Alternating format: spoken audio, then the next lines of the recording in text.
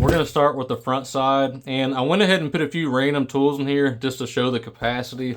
But over on the front right, we got a flip socket, precision screwdriver, diagonal cutters, water pump pliers, wire strippers, mini ratchet,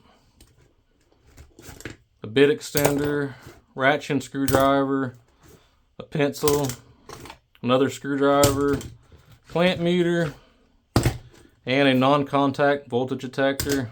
And this little front Velcro pocket have a little Klein mini mod box. So that's an idea of the capacity.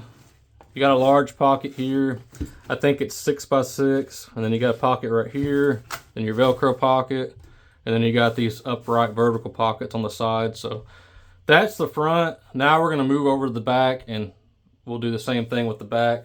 Let's go ahead and take a look at the back of this bag. On the bottom, you have 3 pockets, 2 smaller ones on the side and a larger one in the middle. Above that, you have a strip of pass-through pockets, 9 in total, and those are pass-through, so if you put vertical tools in here, they'll extend down to these lower pockets. So let's take a look at the tools that I put in here. Got a painter's tool, a flashlight, and some regular bit holders. On this side, a pliers wrench. Up here, a mini pump plier, ratchet and stubby, precision screwdriver, a pencil, and a mini ratchet, a bit extender, and a flip socket. So that's just a few tools I put in there. And this front pocket right here, if you have one of these little mini mod boxes, it will fit in there nicely as well. So that's the front.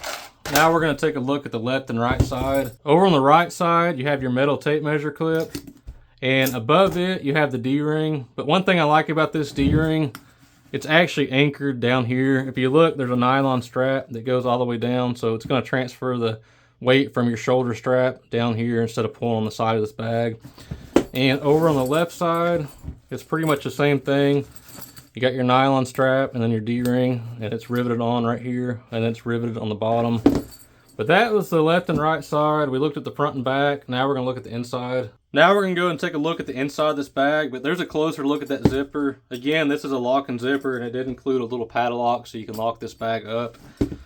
On the top right here, the handle, the 2 handles can Velcro together. It has a little Velcro strap, so open it up. And this is a wide mouth tool bag, so it opens up nice and big on the top. On the inside, you have 3 pockets on this side and 3 pockets on this side, and then some smaller pockets on the side here. Looks like 2 here and 2 here. So that's the inside. There's plenty of room in here, and here's that flashlight that it came with. So it does have a little light on board that can be removed. And there's plenty of room. I mean, I got a flex drill. These are pretty big, so I can put it in here. Throw an impact in there. Meter box. I don't know what else can we fit in there. Klein pass-through socket set. So you can fit a lot of stuff in there. Here's another bit holder box. So that's just an idea of the capacity. And there's still plenty of room in here. I could throw a hammer in there.